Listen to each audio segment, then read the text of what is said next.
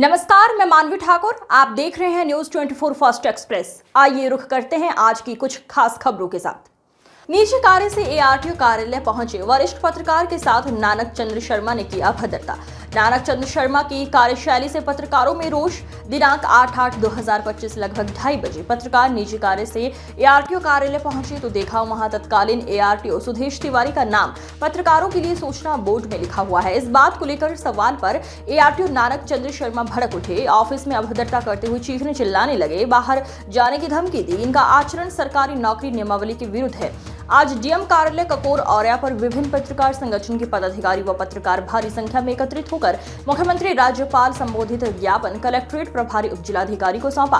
पत्रकार व पत्रकार संगठनों के पदाधिकारियों ने एआरटीओ औरया कार्यालय में लगे सीसीटीवी कैमरे की जांच कराई जाए। कार्यालय पर अपना काम कराने जनता के लोग आते हैं, वो प्रतिदिन की दलाल चेहरे कार्यालय में काम कराते हुए देखे जा सकते हैं।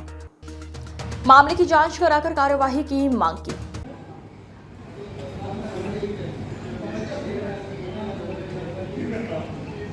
पत्रकार एकता जिंदाबाद जिंदाबाद पत्रकार एकता जिंदाबाद आवाज दो हम एक हम एक आवाज दो हम एक पत्रकार एकता जिंदाबाद जिंदाबाद और तानाशाही नहीं चलेगी नहीं चलेगी आरटीओ तुम्हारी तानाशाही नहीं चलेगी नहीं चलेगी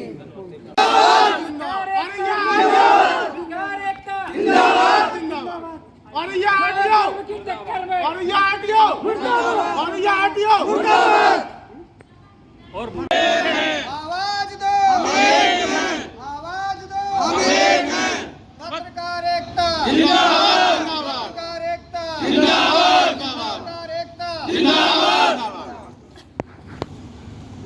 पत्रकार एकता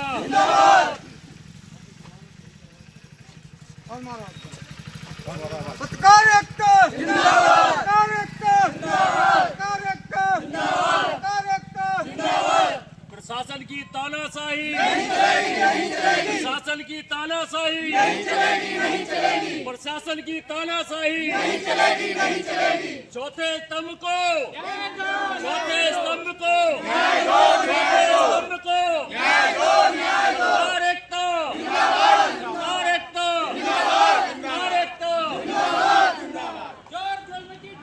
मुख्यालय उड़ैया में आए हैं ज्ञापन देने के लिए। क्या समस्या है और किस संबंधी से ज्ञापन देने के लिए आप आए हैं? देखिए, औरैया में जो अधिकारी बैठे हैं, कुछ न्यायप्रिय हैं, कुछ लोग गाइडलाइन चल रहे हैं, कुछ लोग नियमावली के विरुद्ध कार्य कर रहे हैं। औरैया एआरटीओ नानक चंद्र शर्मा इस समय लगातार किसी न किसी को अपमानित करते हैं कार्यालय में। किसी से पूछ लीजिए, वहाँ उनकी जो कार्यशैली में लोग असंतोष है। मुझे जानकारी थी, मैं भी अपने निजी काम से आरटीओ कार्यालय गया था। अपना ट्रैक्टर जो था उसका रजिस्ट्रेशन कराना था, उसके बारे में मुझे जानकारी करनी थी।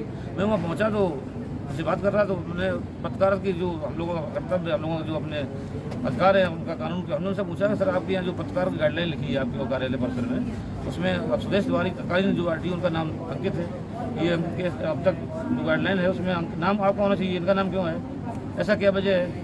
तो बोलो और ये ऐसी पार्टी तो भड़कते हैं, बोलो और ये ऐसी कौन जगह है, कौन वहाँ रहना चाहता है, ये कौन किसी और है? हमने और ये नहीं अच्छी है तो ऐसी बात क्यों करते? और ये क्यों अच्छी नहीं? और अच्छी है, बहुत अच्छी। यहाँ तो अधिकारी जो आए हैं, आपके जो पुराने आए वो भी पता लगा है, जानकारी लोग चर्चा करें, सूत्रों जानकारी है कि वहाँ दोबारा प्रयास कर रहे हैं।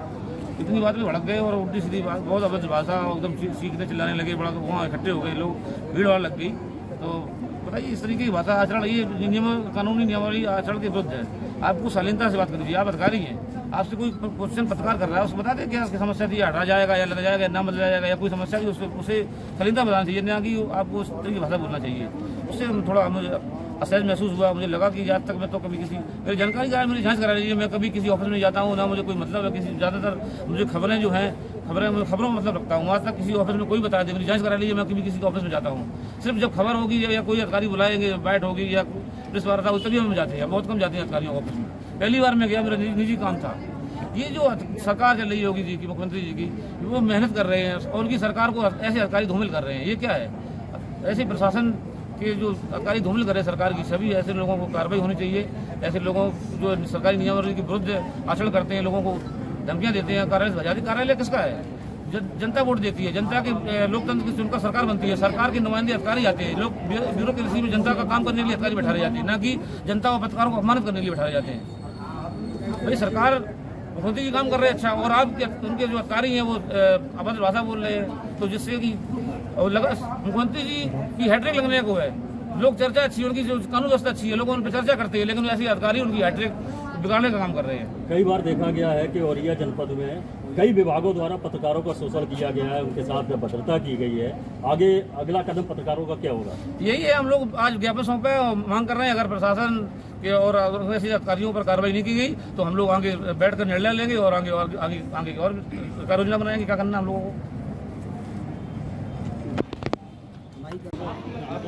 सदन जी, क्या समस्या है जो आज इतने पत्रकारों को ककोर मुख्यालय जनपद औरैया में आना पड़ा है और प्रशासन को ज्ञापन देने के लिए? आखिर किन मुद्दों को लेकर के आप जो है मुख्यालय में आए हो? क्या ज्ञापन है, क्या समस्या है?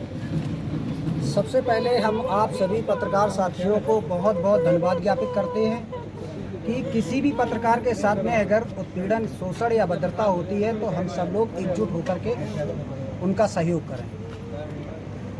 सबसे दुर्भाग्यपूर्ण बात यह है कि सूबे की सरकार में निरंतर पत्रकारों के साथ अभद्रताएं, उत्पीड़न, शोषण, फर्जी मुकदमाएं, यहाँ तक कि हत्याएं की जा रही हैं।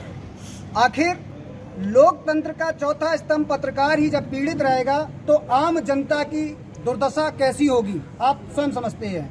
यहाँ पर अगर पत्रकार अपनी आवाज़ को उठाता है या अपनी कलम के माध्यम से जनता की आवाज़ को उठाता है तो पत्रकारों के विरुद्ध फर्जी मुकदमे लिखाए जाते हैं, यहाँ तक कि उनकी हत्याएं की जाती हैं। इसलिए हम अपने पत्रकार साथी के न्याय दिलाने के लिए मीडिया अधिकार मंच भारत संपूर्ण भारत में आंदोलन करेगा, और अगर इसी प्रकार से सरकार का रवैया बना रहा तो आने वाले समय में पत्रकारों का जवाब उनको मिल जाएगा।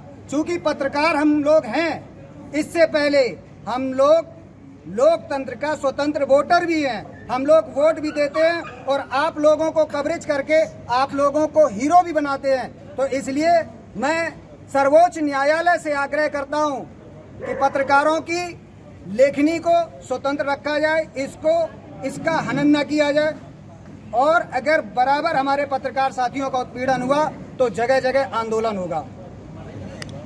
समस्या हैं, आज आप मुख्यालय ककोर औरैया में आए हुए हैं, किन मामलों को लेकर के आप ज्ञापन देने आए हैं अधिकारियों को? आए दिन हम देख रहे हैं कि पत्रकारों के ऊपर झूठे मुकदमे लिखे जा रहे हैं और हत्याएं भी हो रही हैं। आज ताज़ी खबर है कि पंजाब प्रांत में गुरदासपुर जिले के बटाला शहर में एक पत्रकार, पीयूष नाम के पत्रकार की पुलिस के 2 कर्मचारियों द्वारा पीट कर हत्या कर दी गई है।